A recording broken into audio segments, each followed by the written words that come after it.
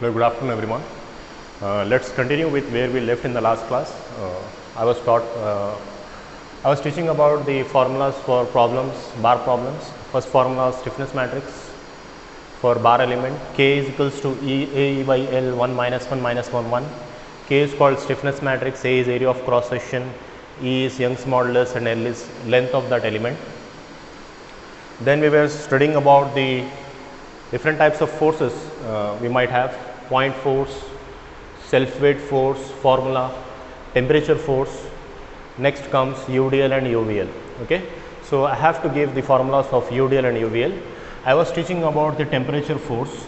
So temperature force, E is Young's modulus, A is area of cross section, and alpha is called as coefficient of thermal expansion. So coefficient of thermal expansion of steel is 12.1 into 10 power minus 6 per degree centigrade, and coefficient of thermal expansion of copper is 18 into 10 power minus 6 per degree centigrade, which means that copper will expand more because it has more coefficient of thermal expansion. Steel will expand less because it has less coefficient of thermal expansion. Okay, so the one which has more alpha value will expand more, and the one which has less alpha value will expand less.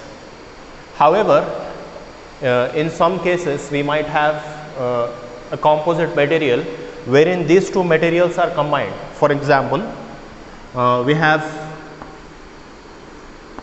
steel here and copper here.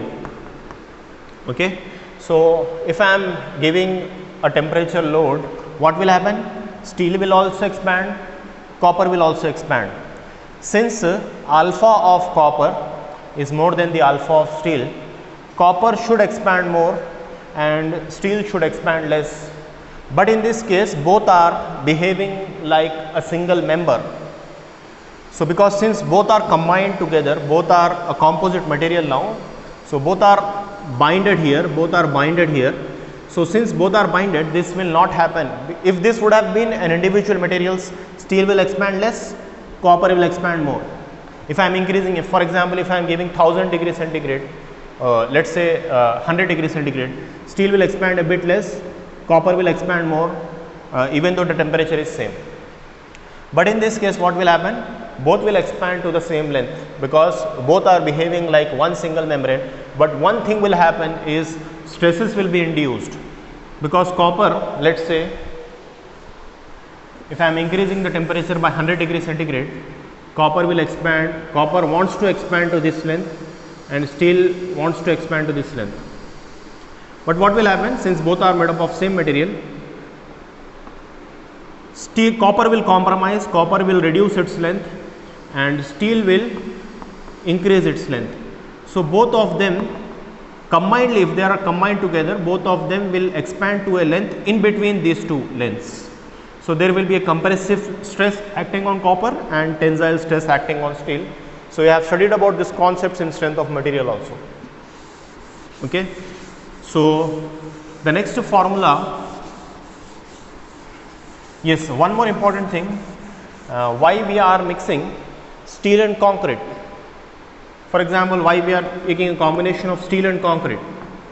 If we have steel and concrete, the steel and concrete have same alpha value. Alpha of steel is equals to alpha of concrete, which is 12.1 into 10 power minus 6 per degree centigrade. This is one of the reasons why we make a combination of steel and concrete. So I am heating, for example, I am heating this composite by a temperature of, let's say, 100 degree centigrade. So what will happen? Steel will also expand to the same length, copper will also expand to the same length. So no one is compromising here. So in this case, no thermal stresses will be induced. Okay. So that is one of the reasons why there is a combination of steel and concrete in structures. So it will not have any thermal stresses because both of them have same coefficient of thermal expansion.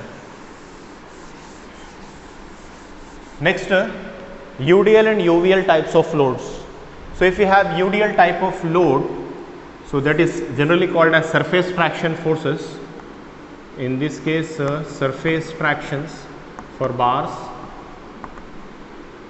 So for UDL, it is TL by 2, 1, 2, and for UVL it is TL by 6 1 2. Okay, TL by 2 1 2, TL by 6 1 2 in the matrix. So it's for UVL and this is for UVL. Okay, UDL. So you'll have to remember these formulas depending on the type of. T is called as traction force, L is length. T is called as traction. Okay, that will be given in the question. Okay, so T is traction, L is length on which this traction is acting by 2, and for UVL it is TL by 6 1 2. So what are the different types of loads we have studied till now? Point force, self weight force, temperature force, UDL force, UVL force. Okay, so after finding out these forces, we will be substituting in finite element equation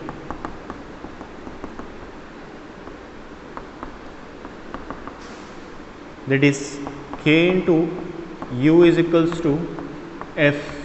From this we will find out the values of U. So we can find out the values of U. So K and F, since we got K from first formula, we got F, this is F, force, different types of forces formulas. So we got F, we will be able to find out U values. So after we find out these U values, we can substitute in stresses formulas. So stresses, first formula of stress is E by L minus 1 1 in the matrix, Ui Uj. I is the starting point of bar element, J is the ending point of bar element. I will explain this in detail. So if temperature is given, this formula will change. If temperature is given, then sigma is equals to E by L minus 1 1 Ui Uj minus E alpha delta T. Why? Because the stresses is developed because of direct loads, which are point force, self weight force, UDL and UVL. But if I am adding temperature load, the stresses will also be developed because of temperature. So that will also should be taken into consideration. This term is taken into consideration for that part only. So if temperature is given, the formula of stress is E by L minus 1 1 Ui Uj minus E alpha delta T. So if you remember these four formulas, you can solve any type of problems asked in the final exam, long answer problems. First is stiffness matrix, second is force matrices formulas, finite element equation, then finding out stresses. Okay, I will start with the first type of problem. First simple problem. For solving problems, you will have to remember these formulas.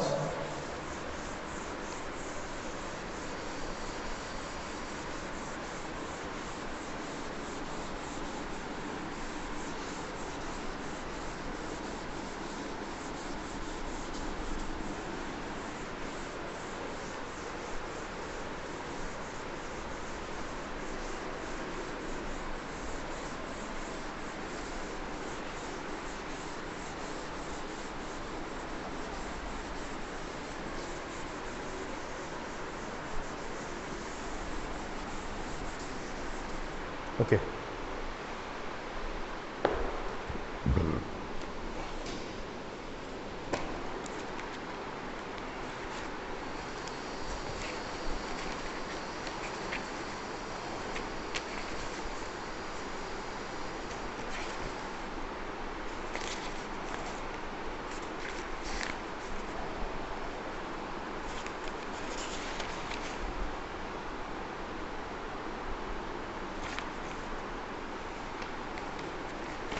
Okay, let us take the first problem.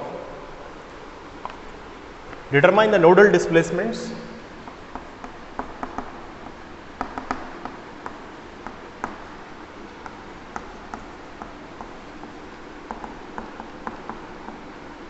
this is a long answer problem. Determine the nodal displacements and element stresses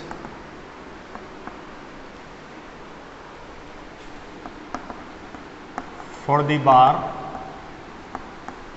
shown in the figure below.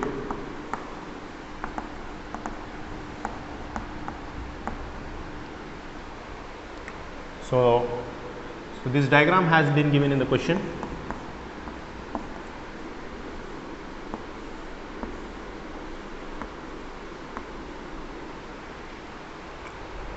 Okay, 100 mm and 100 mm, 100 mm length. Okay, this is also 100 mm, 100 kilonewton.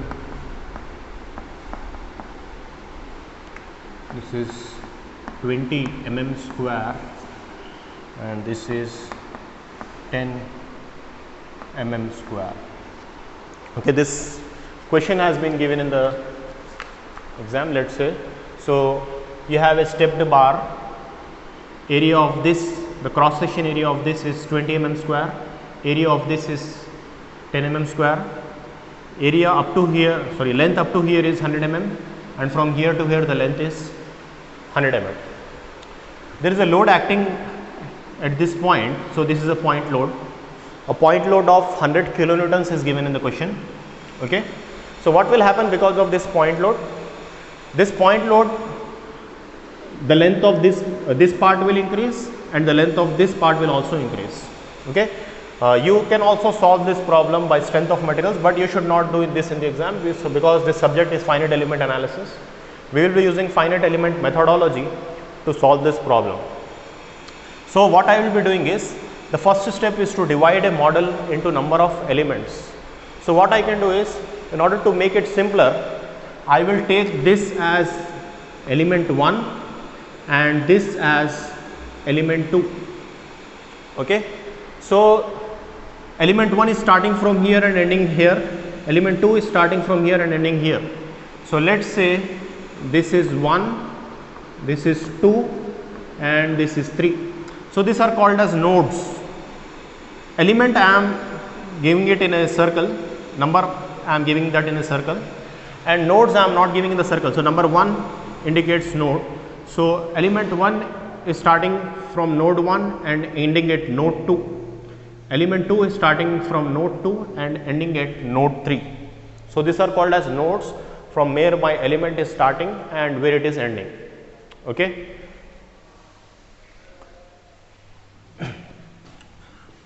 So there are two elements in this case.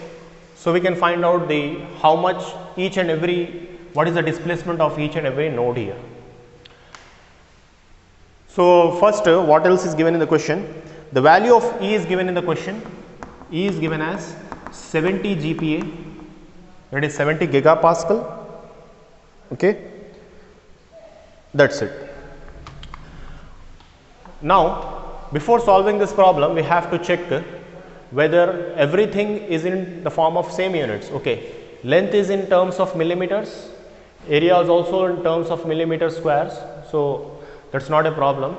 But the value of E is not in terms of millimeters, it is given in terms of gigapascal. So 70 giga means what? Giga means 10 power 9, pascal means Newton per meter square. Okay, so 70 into 10 power 9 Newton by, I want millimeters, I don't want meters here. So what I will be doing is, I can write down meter as 1000 millimeters. So 10 power 3 millimeters. So in place of meters I have written 10 power 3 millimeters. So on this you have power 2. So here also power 2. So 70 into 10 power 9, 3 to the 6. So this is 10 power 6 millimeter square. So if I take this to the numerator, this will become 10 power 9 minus 10 power 6, 10 power 9 minus 6. So 70 into 10 power 3 Newton per millimeter square. So many a times it will be given in terms of gigapascal only. What I have to do is, I have to multiply 10 power 3, so that will be converted in terms of millimeter square. This part is only for your explanation. Okay, how I am getting that 10 power 3. So I am directly writing here 70 into 10 power 3 Newton per millimeter square. Okay, this is for your understanding. So I got E also in terms of millimeters. Okay, so first I have to find out how many elements do we have. We have element 1 and element 2. I will first solve for element 1. Element 1. So I am finding out stiffness matrix K for element 1. Okay, so what is the formula? First formula is stiffness matrix A into E by L, 1 minus 1 minus 1 1. Okay, so what is area of element 1? Area of element 1 is 20 mm square. So I am writing here 20. What is E? E is same for both the elements because separate E values has not been given in the question. That means E for element 1 is also this value, E for element 2 is also the same value. So I am writing down the value of E. So E is how much? 70 into 10 power 3. Length of element 1 is 100. 1 minus 1 minus 1 1. Okay, I can solve this part in the calculator.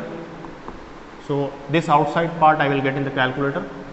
So that's coming out to be 14 into 10 power 3. 14 into 10 power 3. 1 minus 1 minus 1 1. So this is K is for element 1. Okay, so what I have to do here is, okay, I got K1. First I will find out K2, then I will explain. Element 2, finding out stiffness matrix for element 2, I will denote it by K2. So A E by L, 1 minus 1 minus 1 1. Okay. So for element 1 I will write down K1 A1 E1 by L1. For element 2 I will write down A2 E2 by L2. So what is area 2? Area 2 is 10. E1 E2 both are same because only one E value has been given. So E2 is what? 70 into 10 power 3 by L2. Length of element 2 is 100. 1 minus 1 minus 1 1. You can find out this value in the calculator and that's coming out to be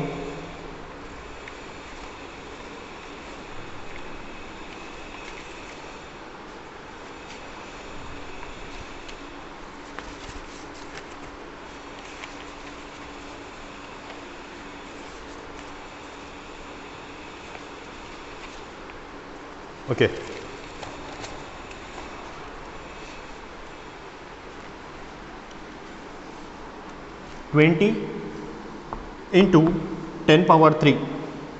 Yes, 20 into 10 power 3. 1 minus 1 minus 1 1. And this is K2.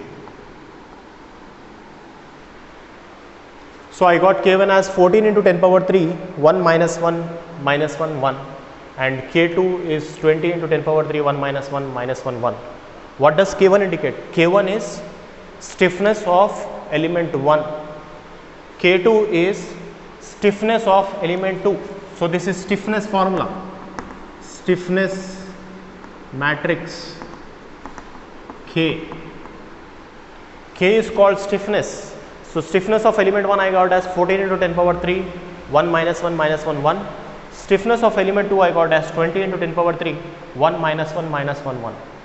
Now what I will do is I will find out the combined stiffness of this 1 and 2. Combined stiffness. So that is called as global stiffness matrix. So in order to find out global stiffness matrix,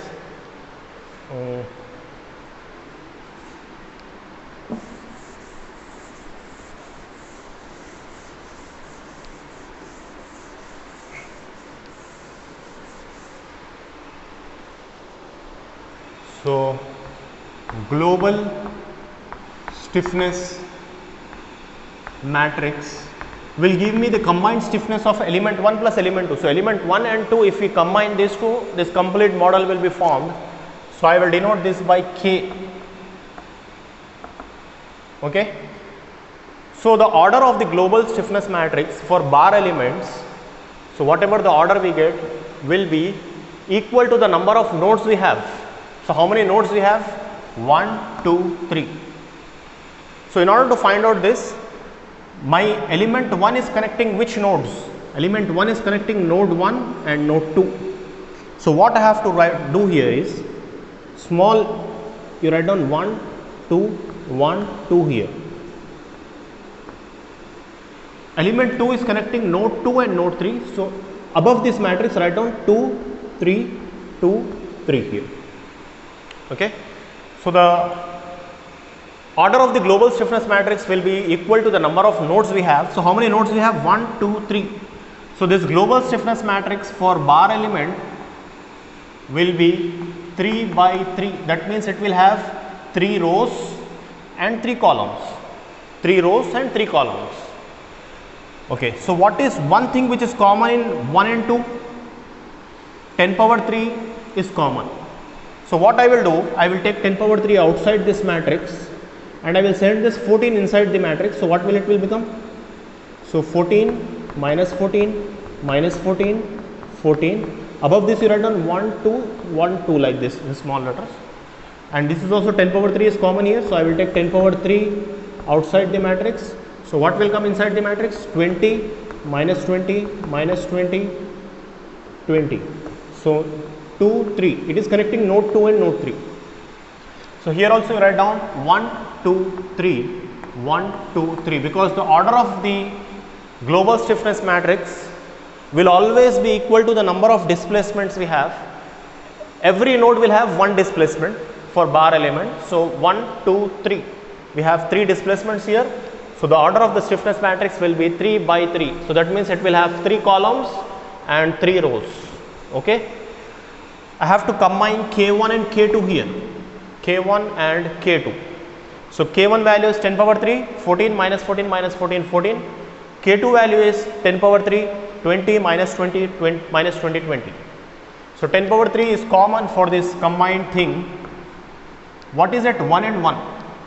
So at 1 and 1 we have 14. Okay, I am assembling these values inside the global value. Okay, so at 1 and 1 we have 14. At 2 and 1 we have minus 14. So at 2 and 1 we have minus 14. At 1 and 2, 1, 2 we have minus 14. So 1, 2 we have minus 14. At 2, 2 we have 14. So here also 2 and 2 we have 14. Okay, for the second element, okay, 10 power 3 is common, so it's already outside. Okay, so 10 power 3 inside we have, at 2 and 2 we have 20. So at 2 and 2 we have 20. So plus 20 because already 14 was there at 2 and 2. So again at 2 and 2 we have 20 also. So 14 plus 20. Next we have, okay, if it's not visible, yes, at 3 and 2 we have minus 20. So at 3 and 2 we have minus 20. Next at 2 and 3 we have minus 20. So at 2 and 3 we have minus 20. At 3 and 3 we have 20. So at 3 and 3 we have 20. The remaining elements, because we did not get these values, it will be zeros. So this is called as global stiffness matrix.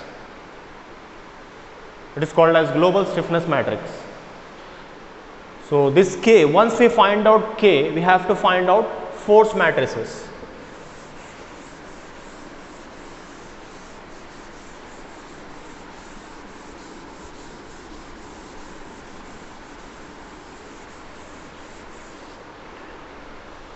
How many forces we have? There is only one force, 100 kilonewton, which is acting on node 3. Okay. So force matrix is always a column matrix. It will only have one column for bar elements. So one column, how many nodes we have? 1, 2, 3. Okay. 1, 2, 3. So my force matrix is acting on node 3. There is no force on node 2, there is no force on node 1. So that's why it's zeros. On node 3 I have 100 kilonewtons. So kilo means 10 power 3.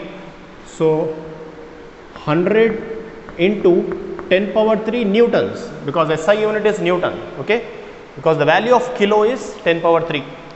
So what I can do, I can take 10 power 3 outside the matrix 0, 0, 100. So force matrix I got as 10 power 3 into 0 will be 10 power 3 again, 10 power 3 into 0 will be 10 power 3, 100 into 10 power 3 I will get the same value. Once I get k and u, I can substitute in the finite element equation k into u is equals to f. K into u is equals to f. What is k? K is this matrix, 10 power 3, 14, minus 14, 0, minus 14. Okay, I can add this 14 plus 20, 34, minus 20,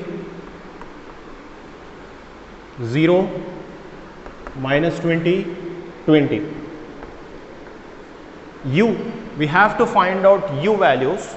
Since I have to find out 3 u values because there are 3 nodes, 1, 2, 3. So your u will be u1, u2, u3.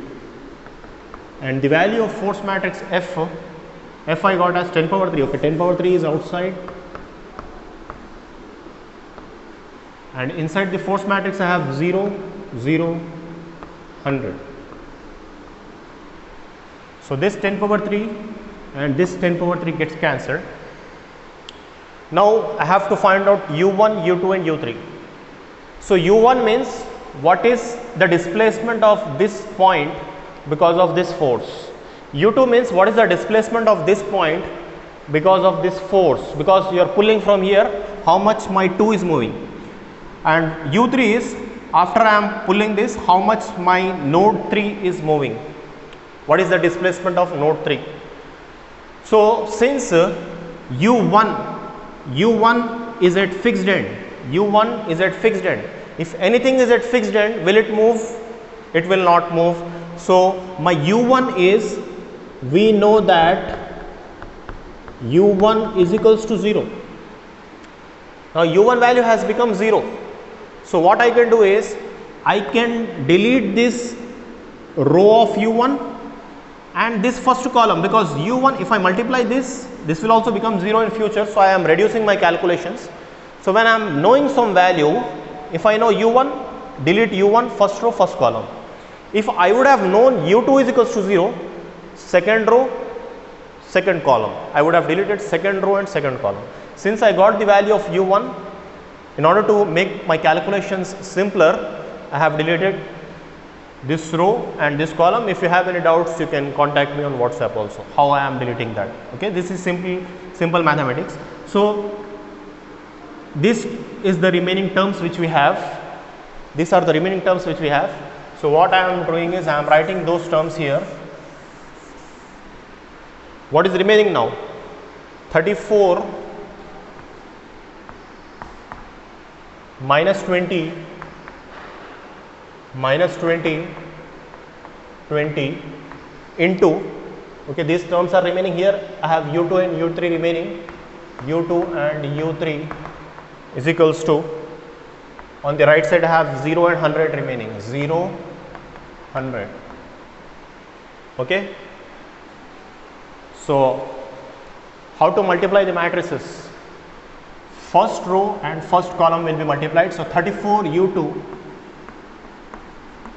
minus 20 u3, so is equals to 0. Equation 1, minus 20 u2 plus 20 u3 is equals to 100 is equation 2. So we can solve these two equations directly in the calculator. So you will get the values of u2 and u3, because there are two unknowns, u2 and u3. So u2 you will get, you will also find out the value of u3. So those values are coming out to be, these values are coming out to be, u2 is 7.14 into 10 power minus 3 mm and u3 is 12.14 into 10 power minus 3 mm. So I got the values of u2 and u3. That means after applying this load of 100 kilonewtons, u2 will move 7.14 into 10 power minus 3 mm and u3 will move 12.14 into 10 power minus 3 mm. That means my U3 will move. If I am, what will be this value in terms of 0.0012 mm? Can you see? It will move only 0.0012 mm because of this force. Okay. Next, I can find out element stresses also. How much stress is developed in this element 1 and element 2. So I am finding out element stresses.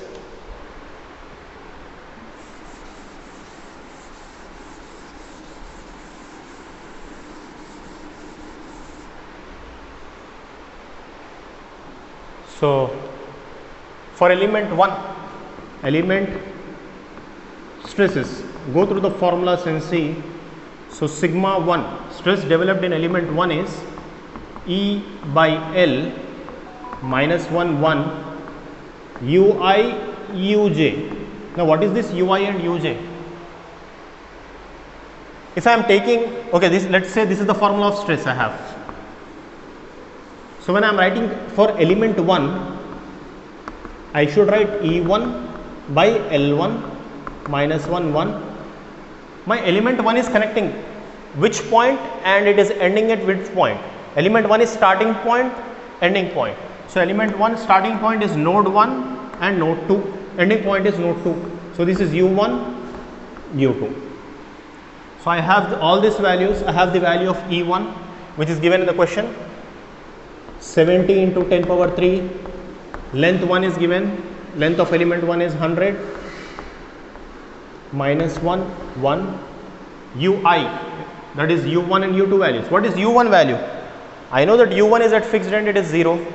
So U1 is 0 here, and U2 is how much? 7.14 into 10 power minus 3. So I can multiply these two matrices.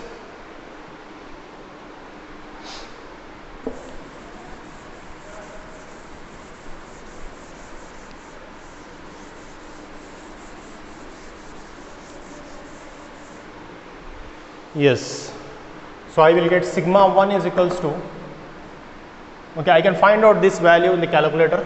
Afterwards I will find it out. 70 into 10 power 3 by 100. Okay, so minus 1 into 0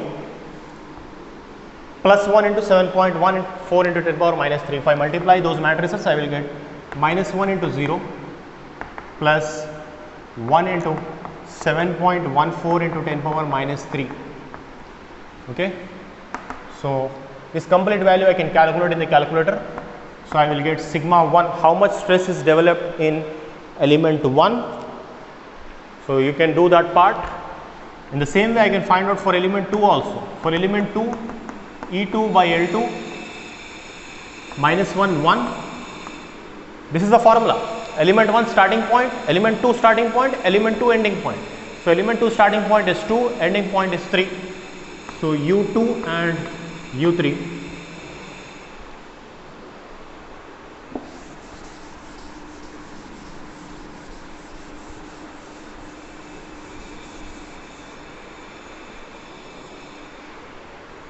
So E2 value is given in the question, 70 into 10 power 3 by L2 I have, L2 is given as 100 in the question, minus 1. U2 I got as 7.14 into 10 power minus 3.